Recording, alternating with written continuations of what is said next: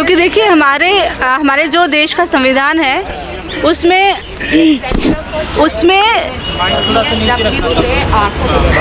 सभी को आज़ादी है अपना जीवन साथी चुनने की। तो ये जो जीवन साथी चुनने की जो आज़ादी है ये व्यक्ति स्वतंत्रता के साथ जुड़ी हुई है, और ये व्यक्ति स्वतंत्रता जो दी गई है ये किसी के बपौती नहीं है कि हमें ये मोदी ने दिया है या हमें ये योगी ने दिया है या हमें ट्रंप ने दिया है या हमें किसी भी देश के प्रधानमंत्री या किसी भी देश के राष्ट्रपति ने दिया है। ये जो स्वतंत्रता है, व्यक्ति स्वतंत्रता, ये हमने लड़ाई लड़कर ली है। और ये अभी नहीं, ये जो लड़ाई जो इससे पहले पूंजीवादी व्यवस्था से पहले जो सामंती व्यवस्था थी, जहाँ पर इंसान की कोई आज़ादी नहीं थी, जहाँ पर व्यक्ति स्वतंत्रता के नाम पर कुछ भी नहीं था, उस व्यवस्था से लड़कर, जो सामंती शोषण था, अत्याचार था, जब इंसान का कोई वजूद नहीं था, स्वतंत्रता, उस व्यवस्था से लड़कर हमने ये आज़ादी, व्यक्ति स्वतंत्रता जो है वो हासिल की है। पूरे विश्व के लोगों ने इस पर हमला किसी का अधिकार नहीं है। आज़ादी करने, शादी करने को लव करने की बोल रहे हैं कि हम लव, तो अध्यादेश लाने की जरूरत क्या है? लव के किसी का कोई बाउंड्रीज में हम नहीं बांध सकते कि आप हिंदू हैं तो आपको सिर्फ हिंदुओं से ही करना है, आप दलित हैं तो आपको सिर्फ दलितों से ही करना है, आप ब्राह्मण हैं तो सिर्फ आपको ब्राह्मणों से ही करना है। अरे भाई, हमें क्यों आप 200-300 साल पीछे ले जा रहे हैं हम लोगों को? हम एक आधुनिक युग में जी रहे हैं और आधुनिक युग से भी आगे जाने की ज़रूरत है। अभी भी जितनी बाउंडेशंस हैं उन सबको भी तोड़ने की ज़रूरत है, और आप हैं कि हमें और पीछे ले जा रहे हैं। तो इसका सख्त विरोध होना चाहिए पूरे। ये असल में बात यहाँ पर ये जो आपको दिख रही है कि आज़ादी है, जो बात दिख रही है कि शादी कर सकते हैं, प्रेम कर सकते हैं, बात यहाँ तक नहीं है। असल में बात ये है, जो मुख्य बात ये है कि यहाँ पर एक फांसीवादी चरित्र की जो सरकार है वो अपने फांसीवादी एजेंडे को हर कदम से रिफ्लेक्ट कर रही है। तो ये जो फांसीवादी एजेंडा है सरकार का, इसको आज हम लोग एक साथ मिलकर इसको किसकी खिलाफत कर सकते हैं, इसका मुंह तोड़ जवाब दे सकते हैं। इसके खिलाफ एक जबरदस्त सांस्कृतिक आंदोलन छेड़ने की जरूरत है, और इस सांस्कृतिक आंदोलन को इस देश का युवा, इस देश के छात्र, इस देश के महिलाएं और इस देश के नौजवान इकट्ठे होकर एक साथ मिलकर लड़ेंगे, तब ये व्यवस्था खत्म हो सकती है। कौन मना कर रहा है? कोई मना नहीं कर रहा है, और उसमें बताया गया है कि डीएम को, एसडीएम को आपको 2 महीने पहले रजिस्ट्रेशन कराना होगा। देखिए, यहाँ पर हम जो बात बोल रहे हैं वो है कि हमारे देश में बहुत सारे तरीके जो हैं वो बताए गए हैं। कोई हिंदू मैरिज एक्ट है, कोई मुस्लिम मैरिज एक्ट है, लेकिन एक डेमोक्रेटिक तरीका है स्पेशल मैरिज एक्ट का।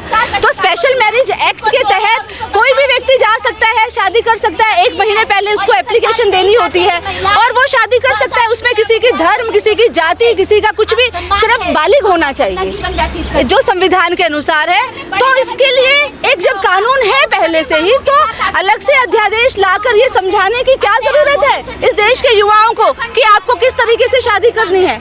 ऑलरेडी हमारे संवैधानिक व्यवस्था के अंदर डेमोक्रेटिक शादी का एक तरीका है जो हम सब जानते हैं। उसके तरीके के तहत उस तरीके के तहत कोई भी जा सकता है शादी करने में। इस बात का है, लव जिहाद को नाम दिया गया है, वो नाम बदलकर शादी करना, बाद में उसके अध्यक्ष देखिए, ये तो एक व्यक्ति का जो एक मूल्यहीनता है वही दर्शाता है, लेकिन उसके 1-2 घटनाओं के नाम पर आप पूरे डेमोक्रेटिक राइट्स को खत्म कर देना, ये बिल्कुल गलत है। इसको किसी भी तरीके से सहन नहीं किया जा सकता है। 2 समुदाय के बीच नफरत का बीज बो देने को जो है लव जिहाद कानून कहेंगे। बिल्कुल, 9 समुदायों के बीच में नफरत का बीज बोया जा रहा है, और ये सरकार के असल में ये सरकार चला ही इस वजह से रहे हैं। इनके पास क्या है सरकार चलाने के लिए? क्या रोजगार है, क्या शिक्षा है, क्या सुरक्षा है? महिलाओं के लिए आज आप देख रहे हैं कितने काले कानून सरकार लेकर आई है, वो भी कोरोना पीरियड के अंदर। किसान किस तरीके से मर रहे हैं, जमाखोरी को बढ़ावा दिया जाएगा इससे, और पूरे विश्व के जो पूंजीपति हैं वो उनको हमारे देश की ज़मीन पर अधिकार देने का एक खुली छूट दे दी है। लेकिन उसके लिए आज आप देख रहे हैं कि उससे ध्यान हटाने के लिए शिक्षा की एक नीति लेके आए हैं 2020, जो श्रम कानूनों में परिवर्तन किया गया है कि अब 12 घंटे काम करना पड़ेगा, जो 8 घंटे काम करने का जो अधिकार है इस देश के मजदूरों ने नहीं, पूरे विश्व के मजदूरों ने लड़ाई लड़कर वो अधिकार हासिल किया था। लेकिन आज उस अधिकार के पैरों तले रोंद रही है ये सरकार, और उस सब के खिलाफ आज उस सबसे ध्यान भटकाने के लिए एक मुद्दा लेके आए हैं कि जैसे बहुत बड़ा एक मुद्दा है ये लव जिहाद, कि महिलाओं के ऊपर, हिंदू महिलाओं के ऊपर एक शोषण अत्याचार जो है वो किया जा रहा है, और एक षड्यंत्र है ये महिलाओं को शोषण करने का। ये बहुत गलत चीज़ है, ये नहीं है, कुछ भी ऐसा नहीं है।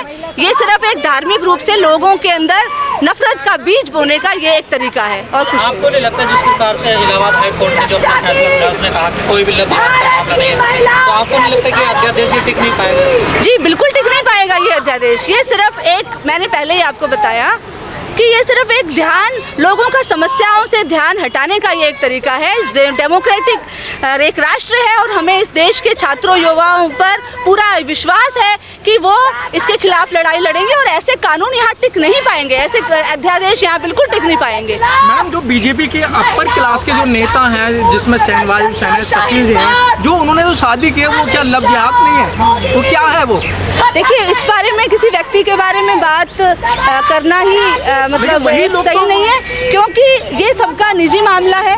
शादी करना, प्रेम करना, उसमें किसी को भी हस्तक्षेप, किसी व्यक्ति को, किसी सरकार को हस्तक्षेप देने का कोई अधिकार नहीं। पूछा गया इस मामले को, उन्होंने कहा मैंने लव किया है, मैंने जिहाद नहीं किया है। कोई ये सब ये लव ही है, कोई जिहाद नहीं है। इन लोगों को जिहाद का मतलब तक नहीं पता होगा। लोग टीना ढाबी के मामले को जोड़कर देख रहे हैं लव जिहाद से। देखिए, ये हर चीज से जोड़कर देखेंगे।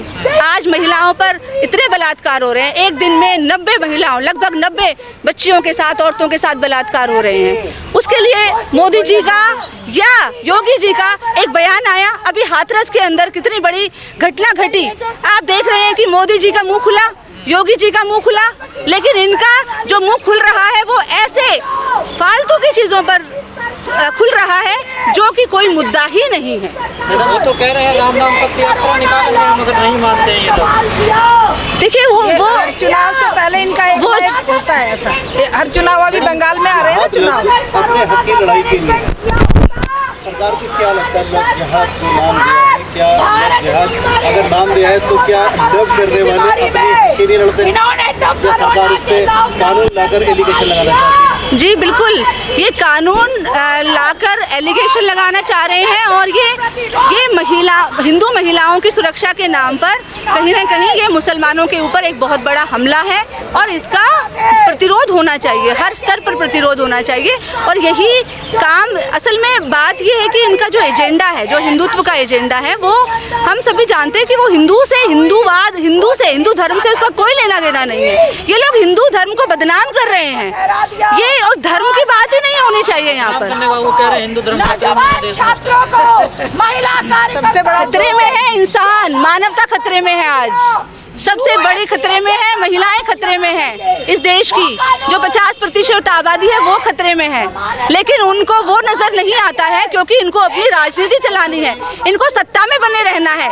असल में ये हिंदुओं के ऊपर राज करना चाहते हैं। ये सोचते हैं कि किस तरीके से हिंदुओं की मानसिकता को एकदम जो है वो एक दायरे में रखा जाए। जो दायरा इन्होंने फिक्स किया हुआ है, सारे जो हिंदू हैं वैसा ही सोचे। जो ये सोच का जिस तरीके से संकीर्ण किया जा रहा है सोच को, ये है इनका असली मकसद, और तभी ये हिंदुओं पर राज कर पाएंगे, नहीं तो नहीं कर सकते हैं। कोरोना काल चल रहा है, ऐसे में सरकार कोरोना से लड़ेगी या लव जिहाद से?